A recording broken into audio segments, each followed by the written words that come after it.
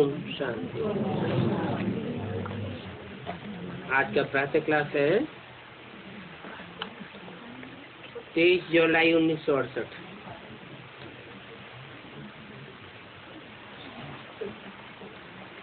मीठे मीठे बच्चे कब सन्मुख होते हैं और कभी दूर चले जाते हैं।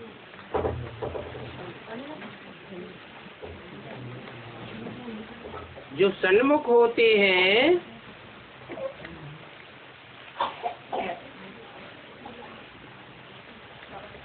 वो फिर वहीं रहते हैं जहाँ याद करते हैं, क्योंकि याद की यात्रा में सभी कुछ समाया हुआ है। गाया जाता है, सन्मुख रहने से नजर से निहाल होते हैं।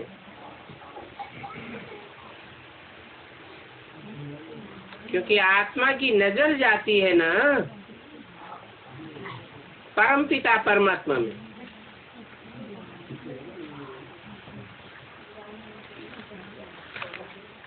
जब परमात्मा बाप में नजर जाती है तो उनको और कुछ भी अच्छा नहीं लगता। उनकी याद से ही विक्रम विनाश होते हैं।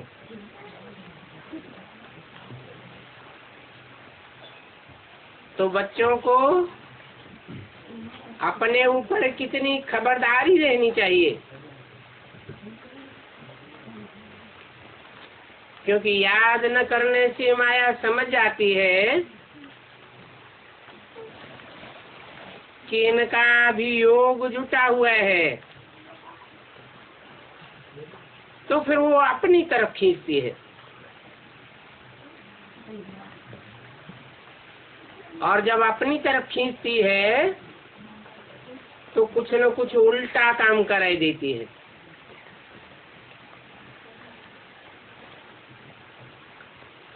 बच्चे जब उल्टा काम कर लेते हैं तो जैसे कि बाप की निंदा कराते हैं।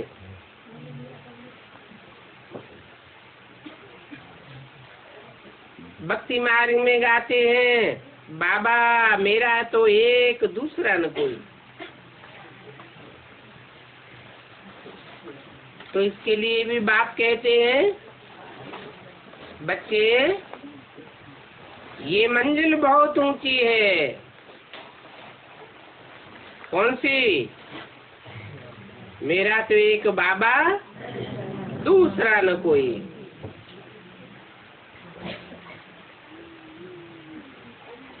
इस मंजिल में जो रहने वाले हैं उनकी निशानी है, काम करते हुए भी बाप में नजर लगी रहती है, बाप को ही याद करते हैं। ये है ऊंच से ऊंच मंजिल। कर्म करते याद में रहना, इसमें प्रैक्टिस बहुत अच्छी चाहिए। कोई भी कर्म इंद्रियों से कर्म करते हो, परंतु अगर प्रैक्टिस अच्छी है तो याद में रह सकते हैं। अगर प्रैक्टिस नहीं करते हैं तो जैसे कि बाप की निंदा कराते हैं,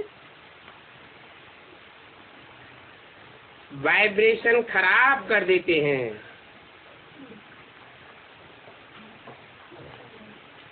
उल्टा काम करने लग जाते हैं। समझो, कोई क्रोध में आकर के आपस में लड़ते झगड़ते हैं तो ये भी निंदा कराई ना। इसमें बड़ी खबरदारी रखनी है। अपने गृहस्थ व्यवहार में रहते हुए बुद्धि एक बाप से लगाना है। व्यवहार में अनेकों के साथ आना पड़ता है, परंतु बुद्धि तो एक बाप में लगानी है ना। ऐसे भी नहीं है कि कोई संपूर्ण हो गया है, नहीं। कोशिश ऐसी करनी चाहिए कि हम ऐसे देही अभिमानी बने। देह अभिमान में आने से कुछ न कुछ उल्टा काम हो जाता है। गोया बाप की निंदा कराते हैं।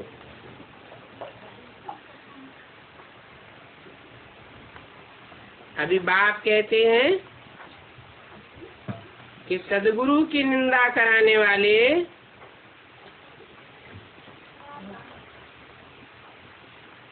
लक्ष्मी नारायण के पास ठौर नहीं पावेंगे।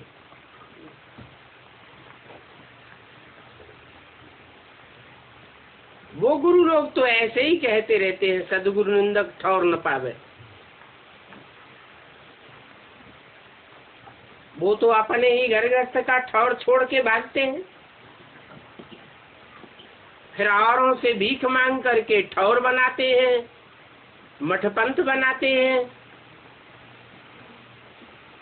उनके पास तो कोई ठौर नहीं है। ये बाप आकर के तो नई दुनिया का ठौर देते हैं।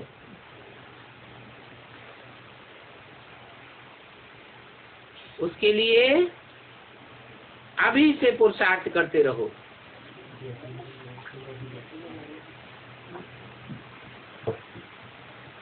पुरुषार्थ करने से तुम बहुत शीतल बन जाएंगे। मन भी शीतल हो जाएगा, तन भी शीतल हो जाएगा, इंद्रियां भी शीतल हो जाएंगी। 5 विकारों की सभी बातें निकल जाएंगी।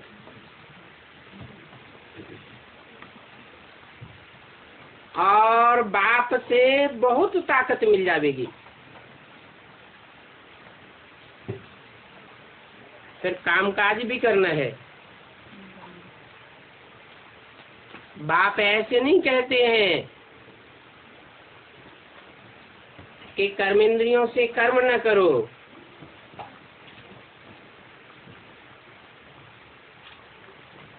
वहां नई दुनिया में तो तुम्हारा कर्म अकर्म हो जाएगा।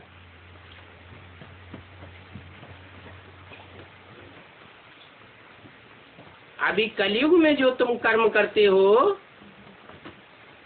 वो विकर्म बन जाते हैं।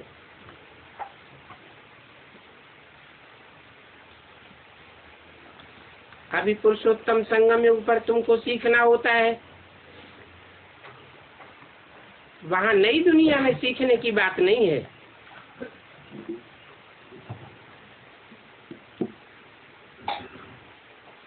यहाँ का सीखा हुआ वहां साथ में चलेगा।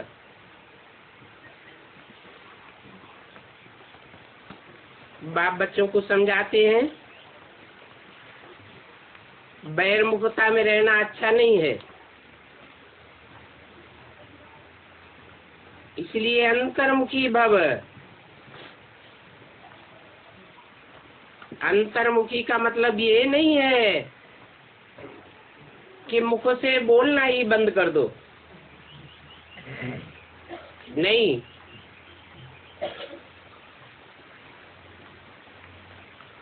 कोई मुख से बोलना बंद कर दे और अंदर से संकल्प चलते रहे, विकल्प चलते रहे, तो वह और ही वायुमंडल को खराब करेगा। इसलिए अंदर और बाहर दोनों प्रकार का मौन चाहिए। आखिरी वो भी समय आवेगा जब तुम बच्चे अंदर और बाहर दोनों से अंतर्मुखी हो जाएंगे, सिवाय बाप के और कुछ भी तुमको याद नहीं आवेगा।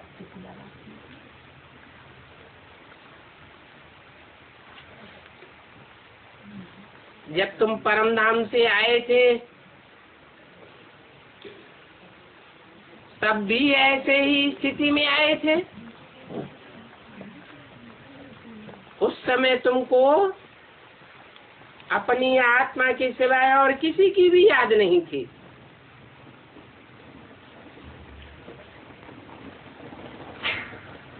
गर्भ से भी जब बच्चा बाहर निकलता है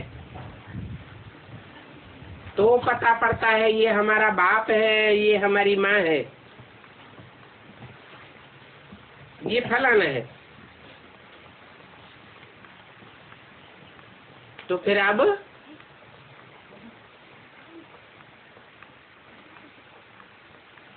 अपने बाप के घर में जाना भी ऐसे ही है।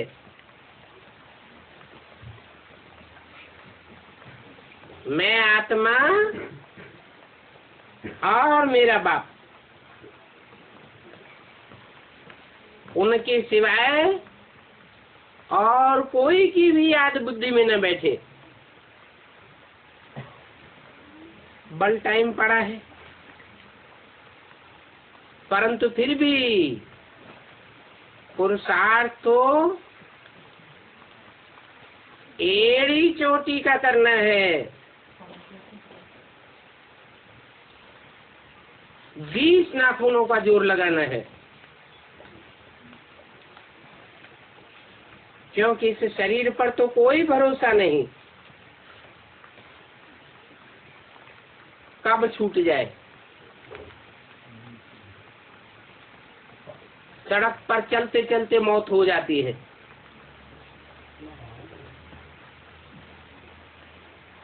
तो बच्चों को कोशिश करते रहना चाहिए,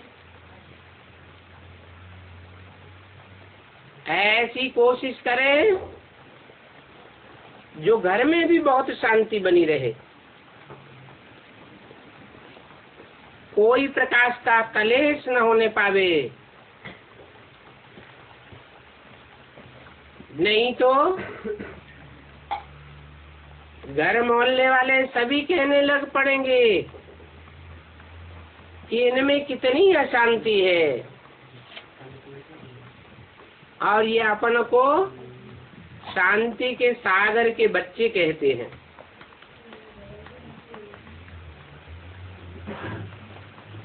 वास्तव में तुम बच्चों को बहुत शांत में रहना है, क्योंकि तुम सुख और शांति दोनों का वर्षा ले रहे हो। शांति का वर्षा अर्थात मुक्ति का वर्षा, सुख का वर्षा अर्थात जीवन में रहते हुए भी दुख दर्दों से मुक्ति का वर्षा। सुख लेते हो, दुख नहीं लेते हो। अभी इस दुनिया में तो तुम कांटों के बीच में रहते हो, नई दुनिया में तो सुखदाई खुशबूदार फूल ही फूल होंगे। अभी तुम सुखदाई फूलों के बीच में नहीं हो, तो भी दुख देने वाले कांटों के बीच में रहते हुए भी तुमको फूल बनना है। कांटों के साथ रह करके कांटा नहीं बनना है।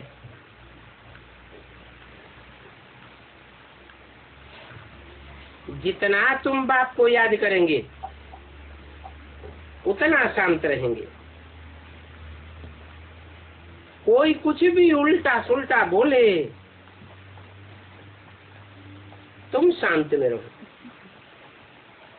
तुम्हारी आत्मा का स्वधर्म ही शांत है।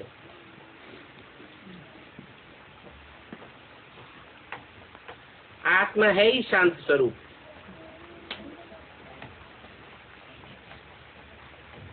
और शांति का मतलब सो जाना नहीं है।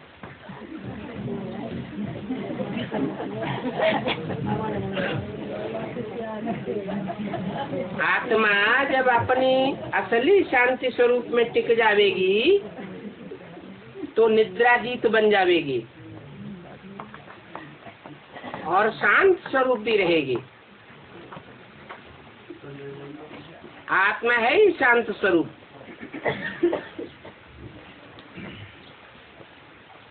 आत्मा अपने स्वधर्म में टिकनी चाहिए। तुम जानते हो, हमको अभी अपने उस घर में जिसे शांति धाम कहा जाता है वहां जाना है।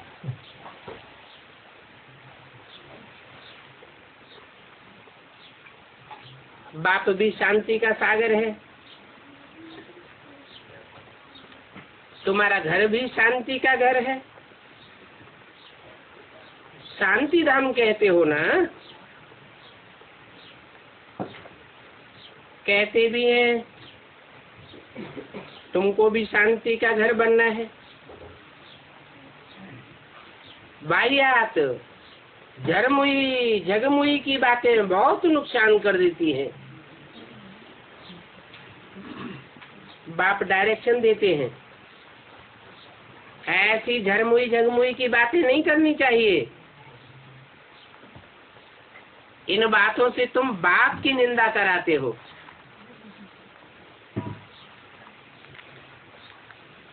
शांति में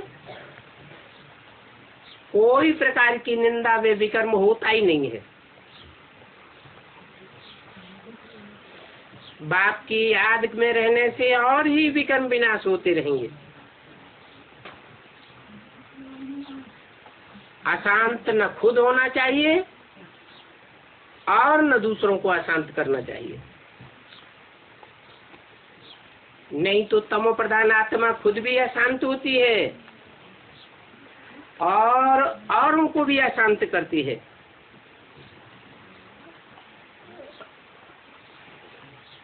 किसको दुख देने से आत्मा नाराज होती है।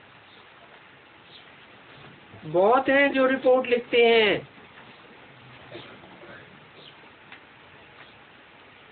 खासकर माताओं की ये कंप्लेंट होती है।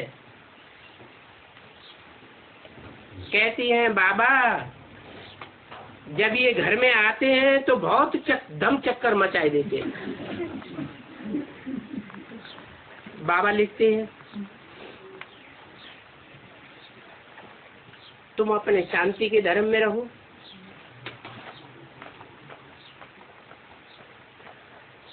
हातम ताई की कहानी भी है। उनको कहा मुख में मुलहरा डाल दो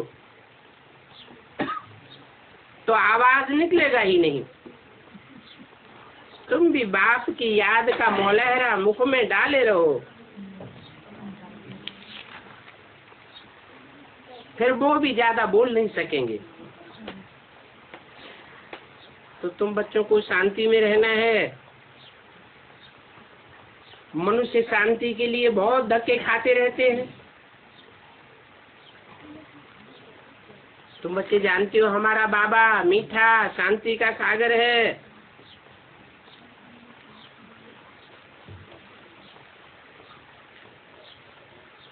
शांति की प्रैक्टिस कराए सारे विश्व में शांति कराए देते हैं।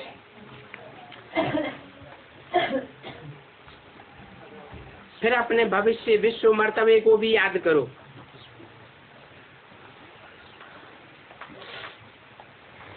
बहानुई दुनिया में होता ही एक धर्म है, दूसरा कोई धर्म नहीं होता। एक धर्म होने को ही विश्व में शांति कहा जाता है।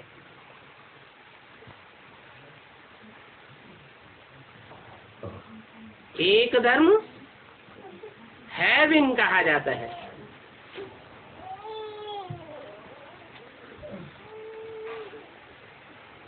पर जब दूसरे धर्म आते हैं तो हेवन की जगह हंगामा हो जाता है। अभी देखो दुनिया में कितनी अशांति है।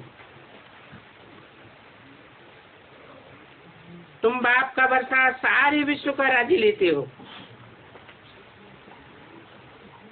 तो वहाँ एक धर्म होने के कारण कितनी शांति रहती है। अभी तुम समझते हो कि हमारा तो घर ही शांति धर्म है, क्योंकि हमारा स्वधर्म ही शांत है।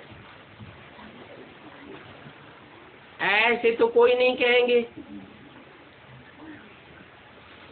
कि हमारे शरीर का स्वधर्म शांत है।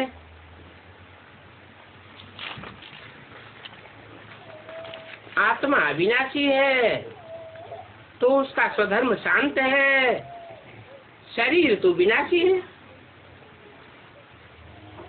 विनाशी धर्म का विनाशी ही होगा। तो शरीर विनाशी चीज है, आत्मा अविनाशी चीज है। जितना समय आत्माएं वहां रहती हैं तो कितना शांत रहती है। वहां शरीर तो नहीं होता। यहाँ तो सारी दुनिया में अशांति ही अशांति है, इसलिए शांति मांगते रहते हैं। परंतु कोई चाहे सदैव शांति में रहे, ये तो हो ही नहीं सकता। बल 63 जन्म कोई वहां रहा पड़ा रहे, नीचे आवे ही नहीं, फिर भी आना तो जरूर पड़ेगा ना। हर एक आत्मा को अपना सुख और दुख का पार्ट बजा करके वापस जाना है। तो इस ड्रामा को अच्छी रीति ध्यान में रखना होता है। तुम बच्चों को ये ध्यान में रखना,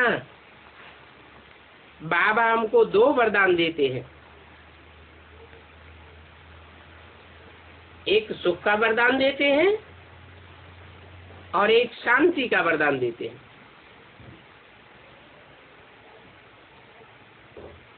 जिनमें मैं प्रवेश करता हूँ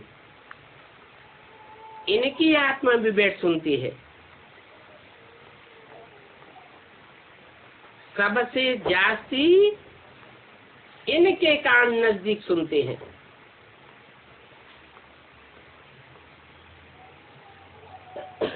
इनका कान मुख के नजदीक है ना। तुम्हारा कान तो फिर भी इतनी दूर है। इनका तो मुख, इनका कान बिल्कुल नजदीक है, ये झट सुन लेते हैं।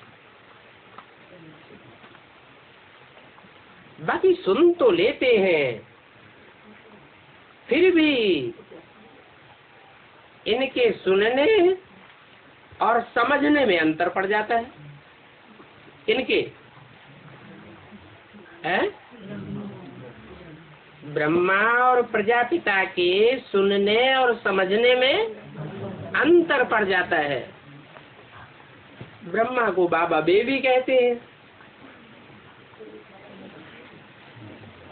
ब्रह्मा है बेबी बुद्धि, तो उतनी जल्दी समझ नहीं सकता है। सुनते तो हैं लेकिन समझ नहीं सकते।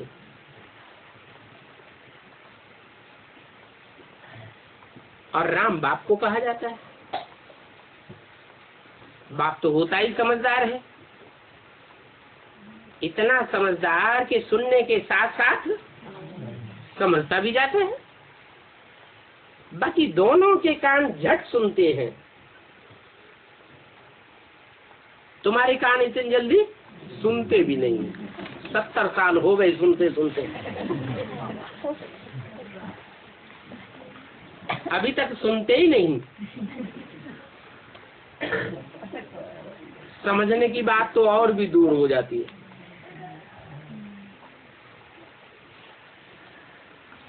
चाहे तो सभी बातें समझ सकते हैं, बाप कहते हैं मीठे मीठे बच्चों, और मीठे मीठे तो सभी को कहते हैं, क्योंकि बच्चे तो है ना। तुम भी जानते हो जो भी जीव आत्माएं हैं वो सभी बाप के बच्चे अविनाशी हैं।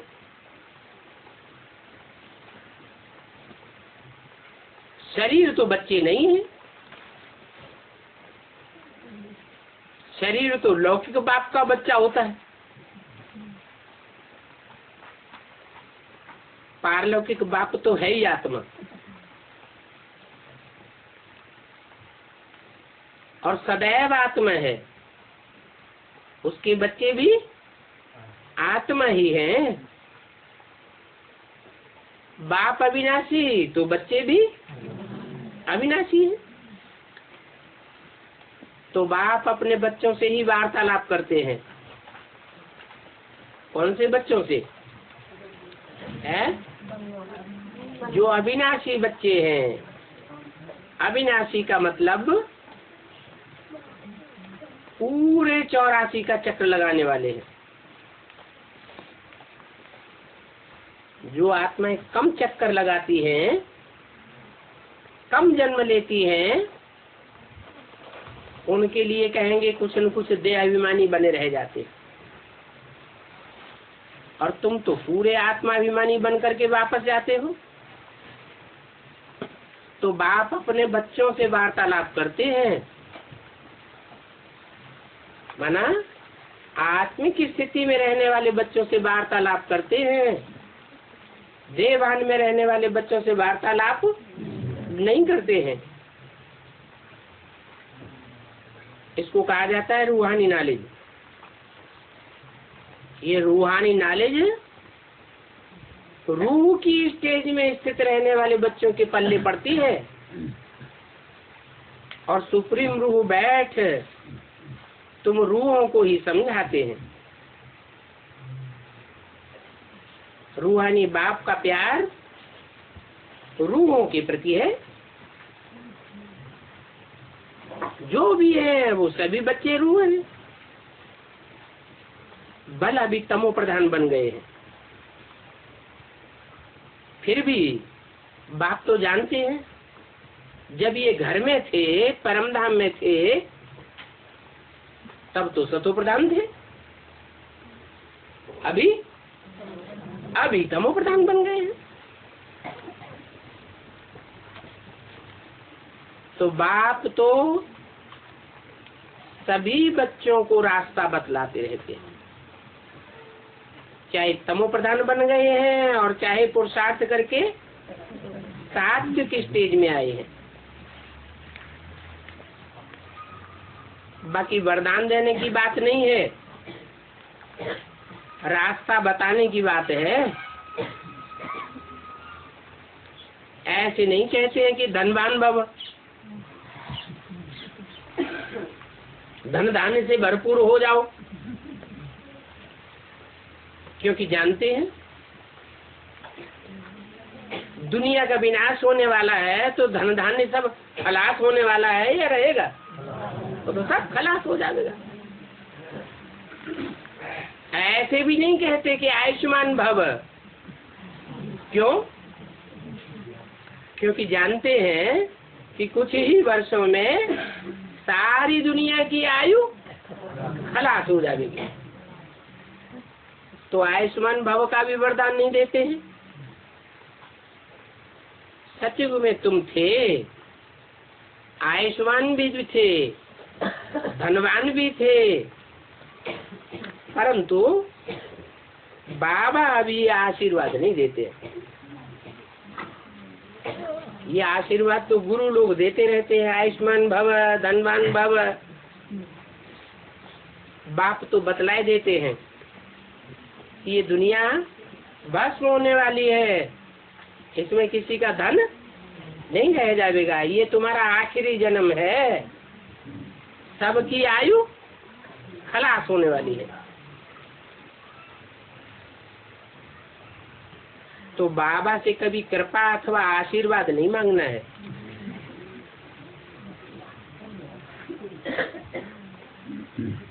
बाप कृपा नहीं करते हैं। क्यों? एक के ऊपर कृपा कर देवे तो दूसरे कहेंगे कि हमारे ऊपर तो की नहीं, तो ये तो पार्शलिटी साबित हो जाएगी। बाप कोई पक्षपाती थोड़े ही है, इसलिए बाप तो रास्ता बताते हैं। अब जो उस रास्ते पर चले सो प्राप्ति करे। तो बाप टीचर भी है, और ये बात पक्की पक्की याद रखनी है कि बाप तो पढ़ाई पढ़ाते हैं, रास्ता बताते हैं, कृपा करना, आशीर्वाद करना ये बाप का काम नहीं है।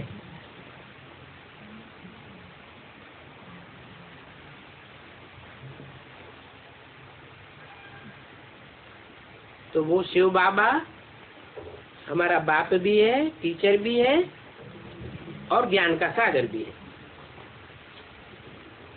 बाप ही बैठ करके अपना और रचना के आदि मध्य अंत का राज सुनाते हैं, जिससे तुम चक्रवर्ती राजा बन जाते हो। ये सारा ही चक्कर ऑलराउंड है, बाप समझाते हैं। इस समय ये सारी दुनिया रावण राज्य में है। एक भी आत्मा ऐसी नहीं है जो इस रावण राज्य से बाहर हो। सबके ऊपर रावण का कंट्रोल है। वो भक्ति मार्ग वाले तो समझते हैं कि रावण का राज्य सिर्फ लंका में था। वास्तव में ये सारी दुनिया ही बेहद की लंका है। इसके चारों तरफ पानी ही पानी है।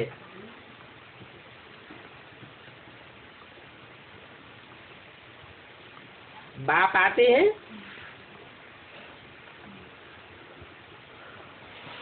तो विष्णु की दुनिया बनाते हैं। विष्णु की दुनिया का नाम क्या होता है? क्षीर सागर। वहां दूध और दूध की नदियां बहेंगी। अब ये सारी दुनिया राम की बनेगी। अभी तो रावण राज्य है।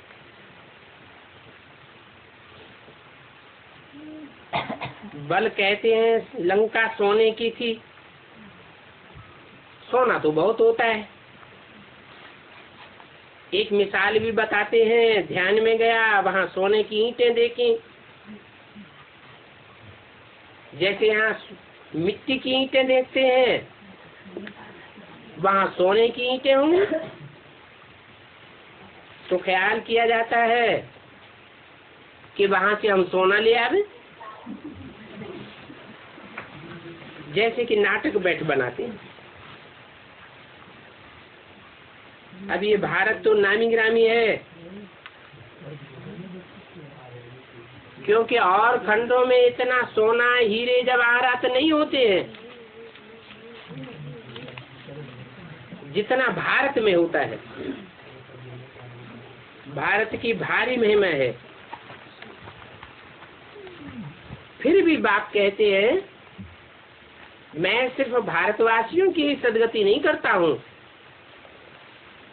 खास भारतवासियों की और आम सारी दुनिया की सदगति करता हूँ। सभी को वापस ले जाता हूँ। तो बाप अभी आए हैं गाइडेंस करने के लिए। तीर्थों में जाते हैं, वहाँ गाइड होते हैं ना, वो तो है हद के गाइड।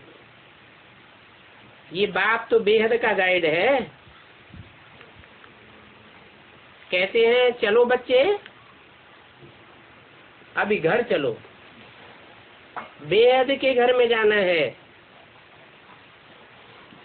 तो बेहद के घर का रास्ता कोई जानता नहीं है। मैं तुमको उस बेहद के घर में जाने का रास्ता बताता हूँ।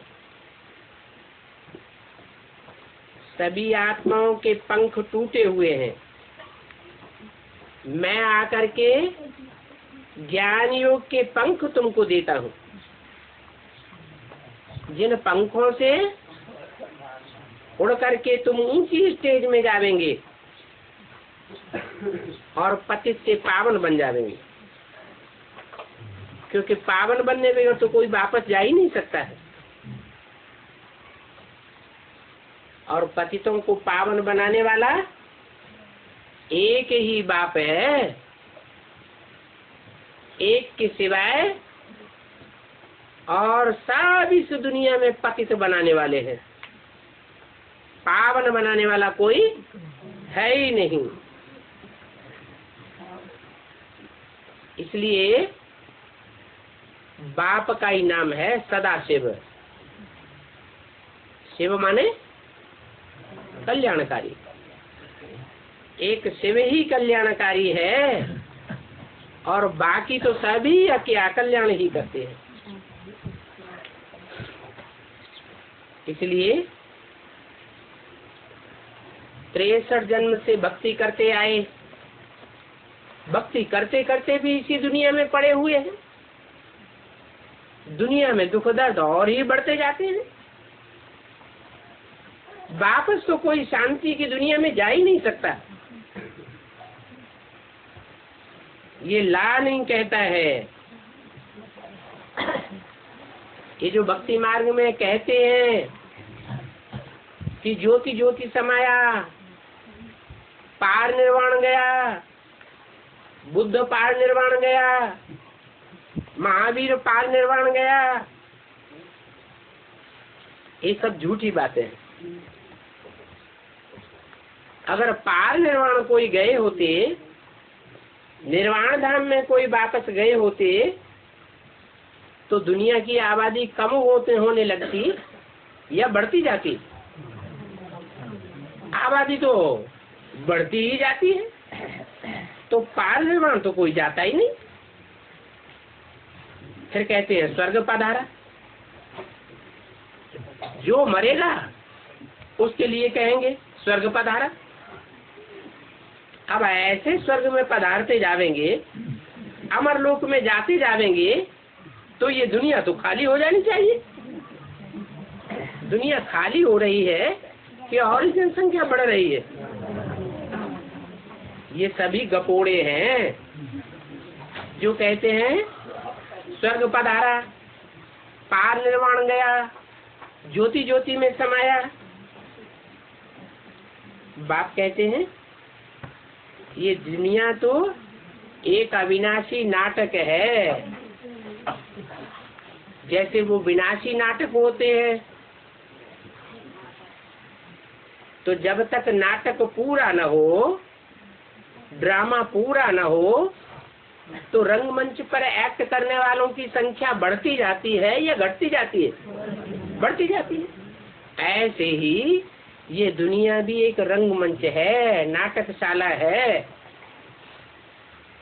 इसमें तो परमधाम रूपी घर से आने वाली नाटककारों की संख्या बढ़ती ही जानी है और अंत तक बढ़ती रहेगी। ये अविनाशी ड्रामा है, इसका अंत कभी नहीं होता है। बाप समझाते हैं, कल तुम हमारे पास आए थे, राजयोग पढ़ रहे थे, तो तुम जानते हो कि भगवान बाप राजयोग सिखाए राजों का राजा बनाते हैं, और ऐसी पढ़ाई बाप के सिवाय और कोई भी नहीं पढ़ा सकता। कौन सी पढ़ाई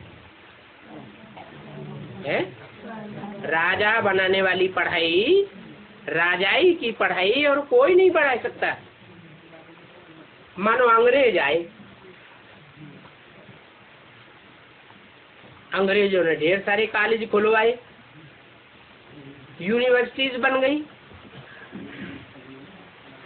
वहां जो पढ़ाई पढ़ते हैं वो सब विनाशी पढ़ाई पढ़ते हैं। इंजीनियर बनावेंगे, डॉक्टर बनावेंगे, राजा तो नहीं बनावेंगे। चाहे इंजीनियर बने, चाहे डॉक्टर बने, चाहे कोई भी ऊंची से ऊंची पढ़ाई पढ़े, बड़े बड़े ऑफिसर बन जावे, तो भी कहेंगे नौकर हैं। नौकर माने राजा, नौकर माने नौकर, दासी। राजा तो कोई बनते ही नहीं है। ये राजाई की पढ़ाई तो बाप ही आकर के पढ़ाते हैं, और तो हिस्ट्री में कोई नहीं, ये राजाई पढ़ाई नहीं है। तो देखो ये बातें और कोई समझा ही नहीं सकते, और तुम बच्चों के सिवाय ये बातें कोई समझ भी नहीं सकते। अभी बाप समझाते हैं कि तुम बच्चे 63 जन्म गटर में पड़े हुए थे। तुम्हारी बुद्धि गोमूत्र में रमण करने वाली बन गई। उसमें तुमको कितना सुख आता था, बाहर निकलने की दिल ही नहीं होती है। घड़ी घड़ी वो गटर ही याद आता रहता है। देखने से ही कहते हैं अभी फिर उस गटर में जाऊं। नहीं देखते हैं तो भी बुद्धि उसी गटर में जाती है।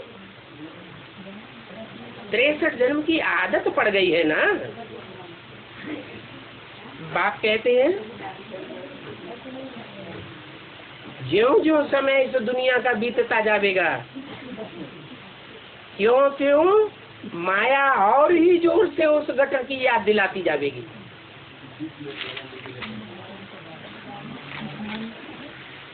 दुनिया ऐसी हो जाएगी जैसे बंदरों की दुनिया।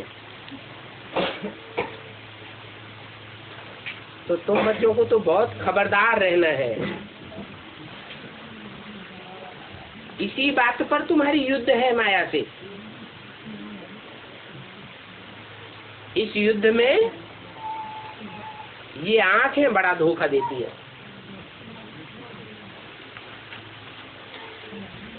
देखने से ही एकदम रफू चक्कर हो जाते हैं।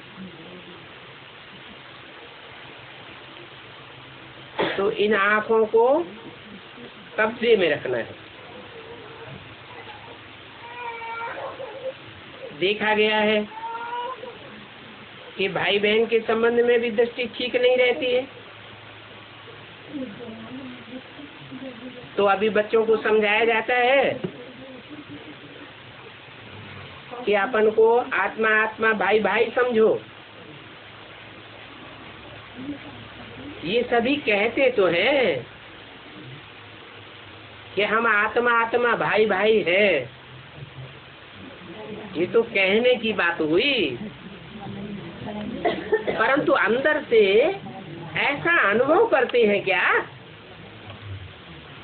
समझते हैं क्या? अनुभव तो नहीं करते। तो जैसे कि मेढक हो गए, मेढक फालतू ही ट्रा ट्रा करता रहता है। ऐसे ही बाप को 70 साल पढ़ाते पढ़ाते हो गए, अभी भी गीत गाते रहते हैं, हम हैं आत्मा, तुम हो आत्मा, आपस में भाई भाई।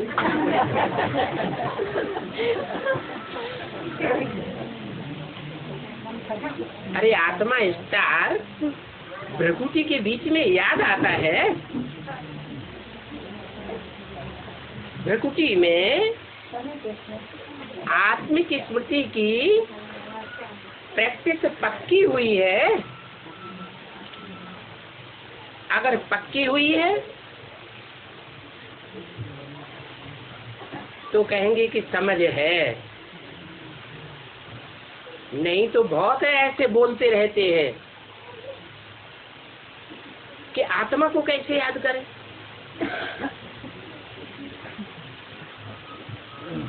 हमें आत्मा दिखाई नहीं पड़ती। अरे आत्मा देखने की चीज है, इन आंखों से देख सकते हैं, या अनुभव करने की चीज है। तो देखो अर्थ कुछ भी नहीं समझते हैं। जैसे कि मेढक, अभी तुम बच्चे तो बाप की हर यथार्थ बात का अर्थ समझ गए हो। बाप मीठे मीठे बच्चों को बैठ समझाते हैं कि तुम बच्चे एक बाप के आशुक भक्ति मार्ग में भी थे, वहां भी तुम एक मासूक को याद करते थे। जन्म जन्मांतर कहते आए हाय राम, हे भगवान रहम करो, ऐसे कहते थे ना। तो देखो इस दुख की दुनिया में ऐसे कहते हैं, नई दुनिया स्वर्ग में तो कब ऐसे नहीं कहेंगे हे भगवान, हे राम, हाय राम रहम करो। क्यों नहीं कहेंगे? वहां तो राम का राज्य होता है, और यहाँ तो सारी दुनिया में रावण का राज्य है। अभी तुम बच्चों को राम राज्य में ले जाते हैं, तो समझना चाहिए कि जब हम राम के राज्य में जाते हैं तो राम की श्रीमत पर चलना चाहिए ना। और राम की श्रीमत पर कैसे चलेंगे? है? अरे राम को पहचानेंगे तब श्रीमत पर चलेंगे कि बिना पहचाने श्रीमत पर चलेंगे? राम को पहचानेंगे तो राम की मत पर चलेंगे। अभी तुमको राम की मत मिलती है, जिसको ईश्वरीय मत भी कहा जाता है। फिर सत्युग त्रेता में तुम्हें मिलेगी दैवी मत। ईश्वरीय मत है ऊंचे चढ़ाने वाली, और दैवी मत हो चाहे मनुष्य मत हो, वो सब नीचे गिराने वाली है। ऊंचा चढ़ाने के लिए तुमको सिर्फ अभी मत मिलती है, और अभी तुम राम को पहचान सकते हो। फिर राम की पहचान न सतयुग में होगी, न त्रेता में होगी, न द्वापर में, और न कलयुग में। राम कृष्ण की आत्माएं तो इस दुनिया में होंगी, कोई न कोई रूप में पार्ट बजावेंगी, परंतु तुम उनको पहचान नहीं सकेंगे। तो ये कल्याणकारी संगम युग है। इस कल्याणकारी संगम युग को कोई नहीं जानते हैं, क्योंकि सभी को बताया हुआ है कि कलयुग तो अभी छोटा बच्चा है। कलयुग को सिर्फ अभी 5000 वर्ष हुए। तो ऐसी गलत फहमी में मनुष्य गुरुओं ने डाला हुआ है। कहते हैं सृष्टि के तो लाखों वर्ष पड़े हुए हैं। कितने घोर अंधियारे में दुनिया में बारूद का ढेर लगा पड़ा है। हजारों हजार तादाद में एटम बम बन चुके हैं। दुनिया बारूद के ढेर पर खड़ी हुई है, और उन मनुष्य गुरुओं ने तुमको सुनाई दिया क्या कहकर कि दुनिया तो लाखों वर्ष है।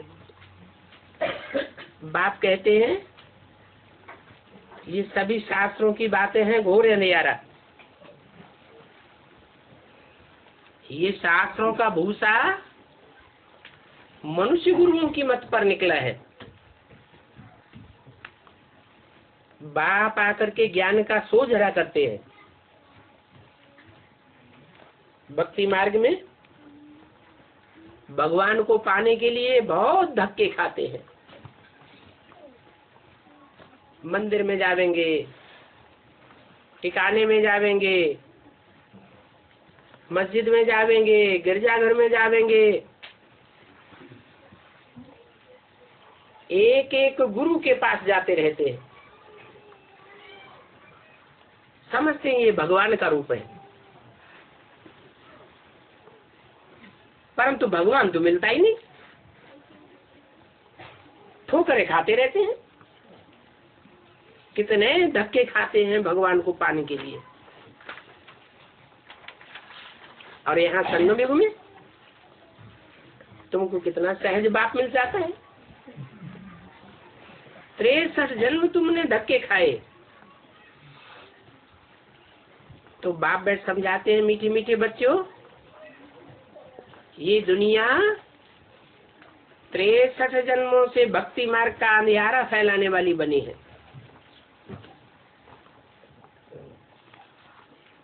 अभी मैं तुमको ज्ञान के सोजरे में ले जाता हूँ।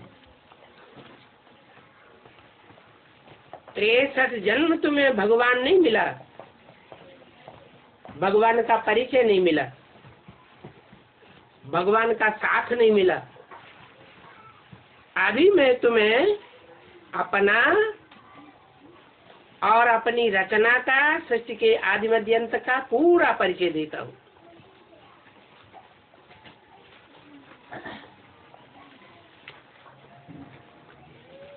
तेईस जुलाई 1968 की वाणी का तीसरा पेज। तो बाप कहते हैं इस भक्ति मार्ग की भी ड्रामा अनुसार नूद है। फिर ये भक्ति मार्ग फिर भी होगा। अभी तो तुम्हारी बुद्धि में बैठ गया है क्या कि अभी तो हमें भगवान मिल गया है, अभी हमें भटकने की दरकार नहीं है। जिनको नहीं मिला है उनकी बुद्धि अभी भी भटकती रहती है। इस पार्टी में जावेंगे, उस पार्टी में जावेंगे, तो क्या कहेंगे, बुद्धि भटकी हुई है या ठहर गई है? भटकी हुई है। तुम तो कहते हो हम तो जाते हैं शिव बाबा के पास। कोई तुमसे पूछते हैं कहाँ जाते हो, तो तुम क्या कहेंगे? हम तो जाते हैं शिव बाबा के पास, बाप दादा के पास। परंतु इन बातों को तुम ब्राह्मण बच्चे ही समझते हो। कोई मनुष्य तो इन बातों को समझ नहीं सकता। तुम तो ब्राह्मण बन गए हो, ब्रह्मा की औलाद बन गए हो, तो तुमको पता है। मनुष्यों का तो मन भटकता रहता है, इसलिए उनको मनुष्य कहा जाता है। तुम कहते हो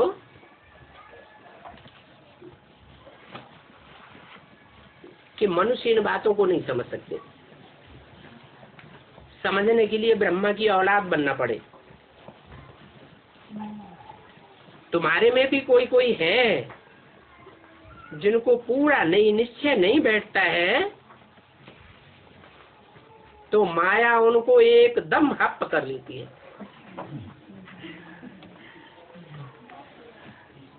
इसके लिए शास्त्रों में कहानी बनाई हुई है। माया ग्राह ने गज को अर्थात हाथी रूपी महारथी को पकड़ लिया, हप कर लिया। फिर क्या होता है? आश्चर्यवत कथंती सुनंती और भागंती हो जाते हैं। भगवान का ज्ञान सुनते हैं, दूसरों को कथंती कहते हैं, सुनते भी हैं, सुनंती, कथंती, और फिर आश्चर्यवत भागंती हो जाते हैं। पुराने पुराने जो भी चले गए हैं उनका भी ये गायन है, और अभी अभी नए नए जो निकल रहे हैं वो भी भागंती होते रहते हैं, उनका भी यही गायन है। अच्छे अच्छे महारथियों को माया हरा लेती है। बच्चे बाबा को लिखते हैं, बाबा आप अपनी माया को हमारे पास मत भेजो। बाप कहते हैं अरे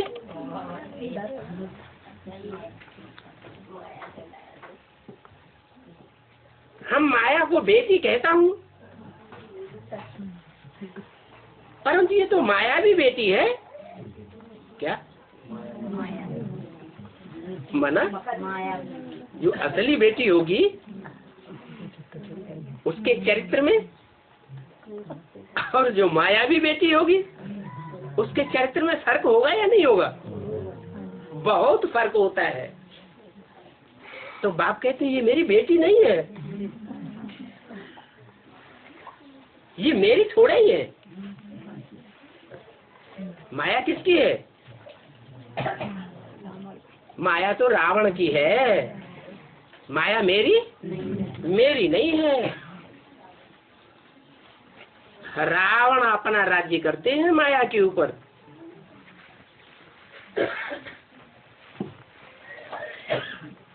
और माया बेटी की एक भुजा नहीं है क्या? हजारों हजार भुजाएं हैं। कभी कोई भुजा से काम करती है, कभी कोई भुजा से काम करती है। इन माया बेटियों के ऊपर रावण का राज्य चलता है। अभी हम तो अपना राज्य स्थापन कर रहा हूँ। हमारे राज्य का नाम क्या है? राम राज्य।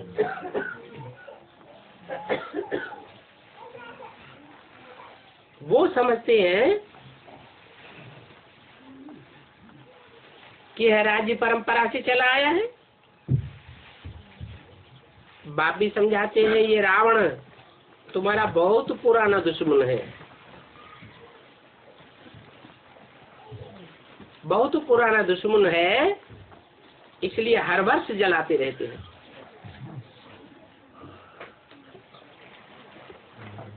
बहुत वहां जाते हैं रामलीला देखने के लिए, जहां रावण को जलाते हैं। मैसूर में तो बहुत रावण जलाते हैं, दशहरा बहुत मनाते हैं। कहाँ?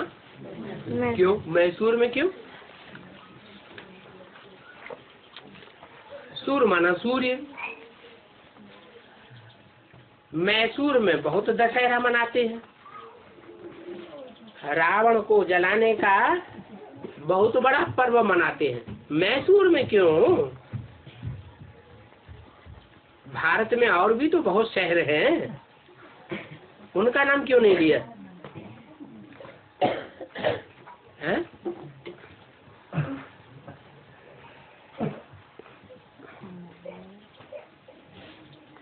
अरे भारत में चंद्रपुर नहीं है क्या? हैं?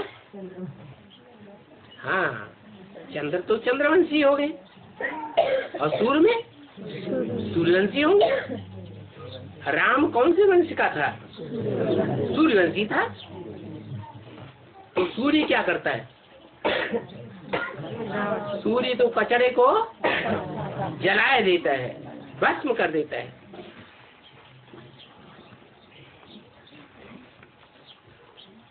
तो बहुत वहां जाते हैं रावण को जलाने के लिए। समझ कुछ भी नहीं है कि मैसूर में रावण को जलाने का इतना बड़ा मेला क्यों मनाते हैं।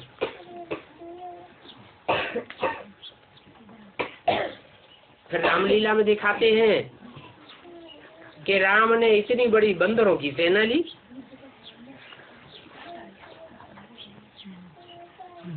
अब किसी देश में बंदरों की सेना कोई ने देखी है क्या? है? बंदरों की सेना बनने लगे तो फिर मनुष्यों को भर्ती करने की दरकार ही नहीं।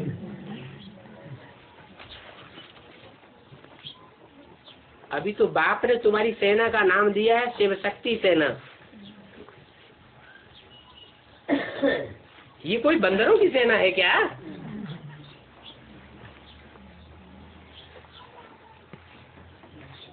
उन्होंने फिर सेना का नाम डाल दिया है बंदरों की सेना। तो भक्ति मार्ग में शास्त्रों में बंदरों की सेना नाम क्यों डाल दिया? बाबा तो शिव शक्ति सेना कहते हैं,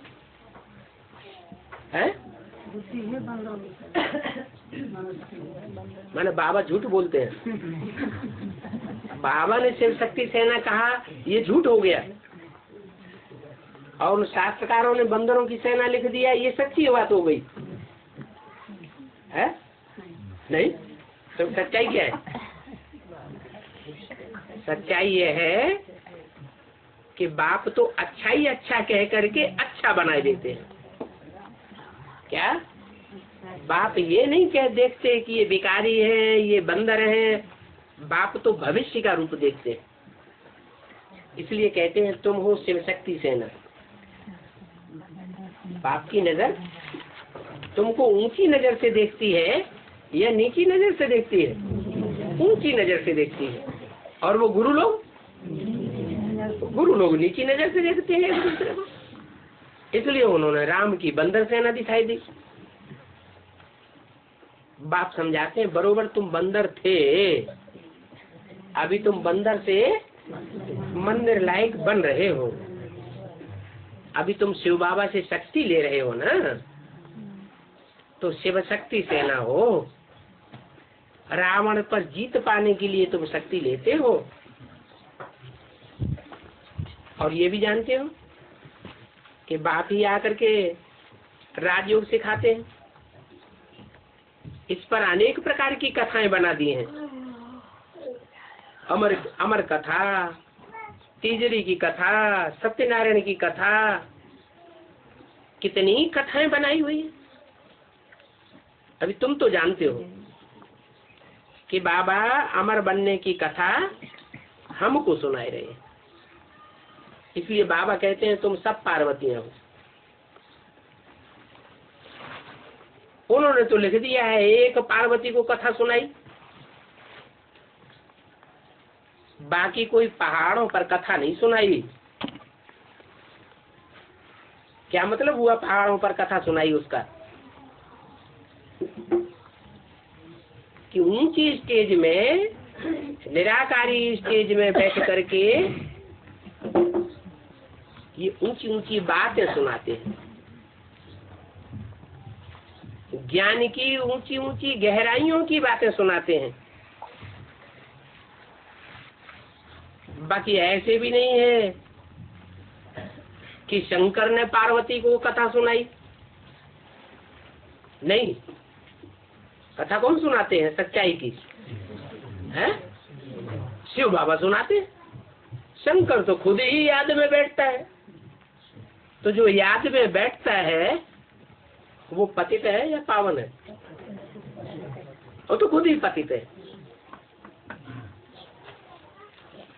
नहीं तो पावन को याद करने की क्या दरकार? अच्छा, ओम शांति।